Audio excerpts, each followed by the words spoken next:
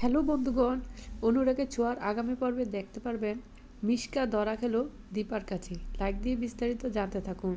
সাক্ষ্যদীপ সরকার জয়কে বলে, তোমার কাছ থেকে এমন রুঠা আচরণ আমি কখনোই আশা করিনি। তুমি কেন এসএসের সঙ্গে এমন দুর্ব্যবহার করলে? তখন জয় বলে, বাবা আমাকে মাফ করে দাও। জয় সাক্ষ্যদীপ সরকারকে বলে, আমি যা করেছি বেশ করেছি, এসএসকে বলবেন আমার কাছে যেন না আসে। সাক্ষ্যদীপ সরকার দীপার সঙ্গে বলছে, সে হঠাৎ এমন করছে কেন, সে তো এমন ছিল না। দীপা বলে, যখনই তাকে হসপিটাল ডাক্তার দেখানোর জন্য নিয়ে গেলাম তারপরে থেকে সে যেন কেমন অস্বাভাবিক আচরণ করছে, নিশ্চয়ই এটার পিছনে কোনো কারণ থাকতে পারে।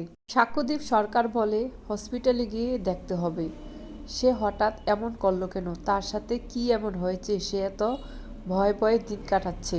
হসপিটালে গিয়ে যখন সিসি ক্যামেরা চেক করলো তখন দেখলো একজন নার্স ওইকে কিছু বলছে আর ঘাবড়াচ্ছে। এই ফুটেজ দেখে যখন দীপাকে দেখালো, দীপা দেখে চমকে গেল।